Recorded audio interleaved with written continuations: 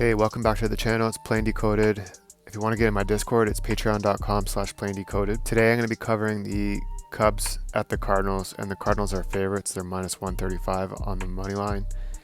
And I'm covering this game because it's isolated from the rest of the games. Like the rest of the games start at 110 local, mostly in their areas. And this one starts at 610 locally in St. Louis. This is my time.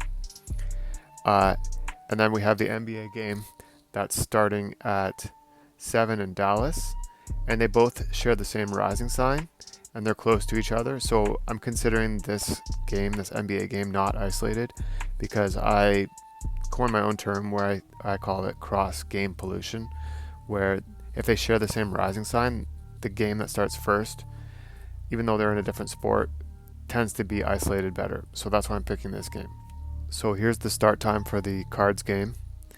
And the Cards are favorites, so they get the first house, which has Scorpio in it, ruled by Mars, and the 10th, which has Leo in it, ruled by the Sun. And the Dogs, the Cubs, they get the 7th, which has Taurus in it, ruled by Venus, and the 4th, which has Aquarius in it, ruled by Saturn.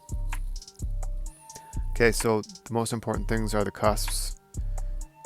There's nothing on the cusps.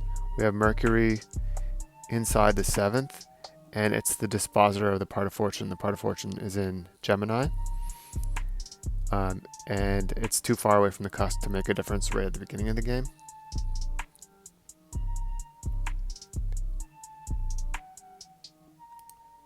And then we want to check the Antitia for the cusps as well, and if it's being aspected by the moon, and it's not.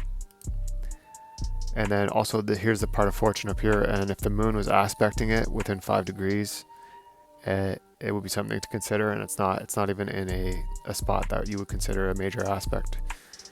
So it's not aspecting it.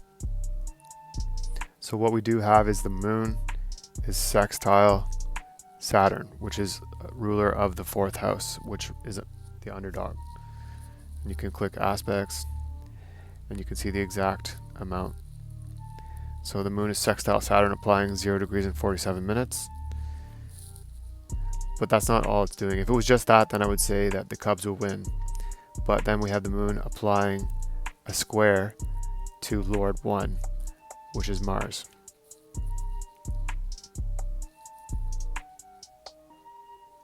So the moon is square Mars, applying 2 degrees in 22 minutes.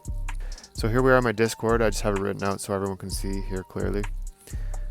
So I think that the Cubs will score first because they have the tighter aspect, and I think it'll be the top of the second, and I'm thinking 6:32 p.m. local, because Mercury, like I was talking about, this Mercury here, it will be crossing the DSC, and because it's the dispositor of fortune, it's something to consider, and it's helpful when it falls on a cusp, a relevant cusp.